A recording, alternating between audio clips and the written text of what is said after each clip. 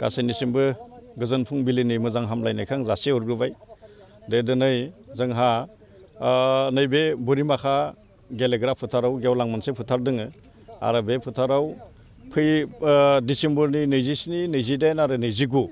2021 बे मायथाइनि जि डिसेम्बर दानाव जानो गोनां बोरिमाखा गुदि बर' थुनलाइ आफादनि सनाथि मायथाइ फालिथाय लोगोसे बाक्सा जिल्ला दुलाराय बर' फरायसा आफादनि 14थि बोसोरसालिया जथुमा आरो बाक्सा जिल्ला बर' हारिमु आफादनि 5थि बोसोरसालिया जथुमा बे मोनथामखौबो लानानै मोनथामबो आफादनि बेवहाय मोनसे जथुमा जागोन आरो बे जथुमानि जानो गोनां जथुमा बे जानो गोनां जथुमानि जि दिनै गाहाय खुन्थिया गायसननाय हाबाफारि बे हाबाफारिखौ एसे आगोलावसो आं मावफुंबाय। दा जोङो फैबाय थानाय जि जि जथुमा बे जथुमाया थारैनो बेवहाय जोबोद गाजा गोमजायै जागोन आरो बेखौ जोंनि जिखिनि रायदाव आफाद बे रायदाव आफादनि जिखिनि जोंहा बिबानगिरिफोर दोङो जिखिनि मावथि बिथांमोन दोङो बिथांमोना बेखौ मावफुंगासिनो दोङो आरो बारा सम गैलिया आरो नैबे बे जथुमानि गेजेरजों थारैनो बोरिमाखा गुदि बर' थुनलाइ आफादाबो गावनि बेन्दोङाव माखासे मावनो गोनां खामानिफोर दोङो माने रावखौ लानानै बिजोंखौ लानानै आरो हारिमुखौ लानानै आरो बाक्सा जिल्लायाबो जिहेतु जिल्ला हिसाबै बेवहाय 14थि बोसोरसालिया जथुमाखौ बेवहाय दाजाबनानै बा जोङो रायदावनायनि जि राहा खालामदों बिथांमोनाबो माखासे जेंनाफोरखौ माने बेवहाय रावारि माखासे जेंना बे जेंनाफोरनि सायाव माखासे सावरायलायनानै थिग खालामनो हागोन। हारिमु आफादाबो बेवहाय 5थि बोसोरसालिया जथुमाखौ लादेरफादों। दा बे हिसाबैनो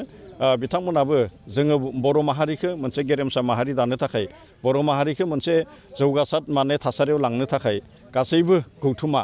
हारिमु आफादानो होन बा बर' थुनलाइ आफादानो होन गासैबो बिबान दोङो आरो बे हिसाबैनो नैबे फैबाय थानाय जि मोनसे जथुमा बे जथुमानि गेजेरजों फैगौ समफोरनि थाखाय माखासे बेवहाय थांखिफोरखौ निस्सय लानाय जागोन आरो बे हिसाबैनो बिथांमोना फैबाय थानाय समाव गौथुमा गावबा गावनि हाबाफारिफोरखौ मावलांनायनि जि मोनसे सुबिदा बे सुबिदाखौ नैबे जथुमानि गेजेरजों मोननाय जागोन।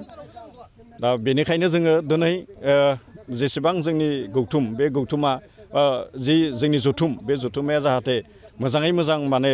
बारग'लांनो हायो जोंनि रायदाव आफादा साखाफारा जाखाबाय आरो बेवहाय गासै रायजो राजानि जि मोनसे मदद बे मददखौ जोङो मोनबाय। नुजाथिनाय गासै थुनलाइ सिबियारि रायजो राजा नोंथांमोन जों बोरिमाखा गुदि बर' थुनलाइ आफाद बिनि गल्डेन जुबिलि फैगासिनो दङ आरो बाक्सा जिल्ला बर' साहित्य सभानिबो 16थि बेवहाय जथुमा जगोन। फारसेथिं आरोबाव बेवहाय दाजाबदेरदों बाक्सा जिल्ला जिथु हारिमु आफाद बे आफादाबो बेवहायनो खुंगोन। बेखायनो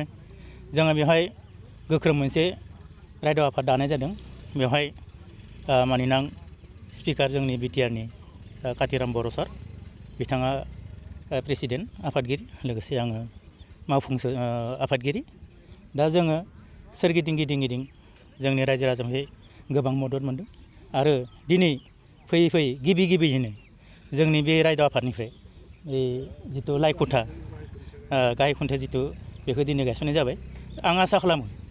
बयबो जाहाथे थुनलाइ सिबियारिजों लोगोसे जोंनि गुबुन जा गौथुम दङ जेरैहाय हयथ' जोंनि बे ओनसोलाव थानाय जेसेबां गौथुमारि दङ लोगोसे जोंनि जि मोनथाम जिथु हारिमु आरो बाक्सा जिल्ला बर' साहित्य सभा आरो बोरिमाखा गुदि जिथु बर' थुनलाइ आफाद बिनि गल्डेन जुबिलि बेवहाय जाहाथे बयबो लैहोर फैनानै बेवहाय बयबो माने बाहागो लाफायो। बे दिनै चेनेलनि जोहै बयखौबो आङो गोसो गोथारै बयखौबो खावलायनाय जाबाय। बाक्सा जिल्ला हिसाबै बेसेबांसो थान्दैफोर बाहागो लागोन? बेवहायथ' गासै जोंनि बाक्सा जिल्ला हिसाबै मोनफ्रोमबो माने हाबाफारियाव 200 हाबाफारियाव बाहागो लानानै बिथांमोना जोंनो रादाय हरदों। लोगोसे बिनि अनगायैबो जोंनि जा आन्सलिक बर' जिथु गुदि थुनलाइ आफाद बेवहाय गोबां जा सोद्रोमा दङ बेवहाय जिउनां सोद्रोमा दङ बेवहाय हयथ' फाउन्डार बड' मिडियामनि जिथु फाउन्डार टिचार माखासे दङ बिथांमोनफोरखौबो जोङो बेवहाय बरायनाय जागोन आरो थुनलाइ सिबियारि बा थुनलाइ लिरगिरि दङ रायथाइ लिरगिरि दङ बा बिजाब लिरगिरि दङ बिथांमोनखौबो जोङो बरायनाय जागोन आरो गुबुन बिथिङाव बिदि माखासे हाबाफारि लादों। बेवहाय सानफ्रोमबो गोबां जेरै मोनसे डेलिगेटआव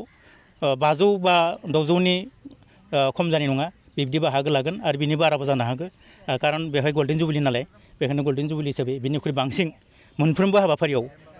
आरो जानाय लोंनाय गोबां दङ बे जानाय लोंनायाव मोनफ्रोमबो बाथियाव जागासेयाव हाजार करि बेवहाय मानसिफ्रा बेवहाय बाहागो लाना ओंखाम जागोन आरो बेवहाय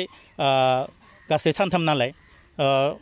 6 बाथि जागोन बे 6 बाथियाव गासैबो रोजा 6,000 जाहैबाय थाङै बेहायनो गोबां खरसा जादों जानो लागा दङ बे खरसाखौ दिनै हयथ' रायजो राजानिफ्राय गोबां जोङो हयथ' खाथि थांनानै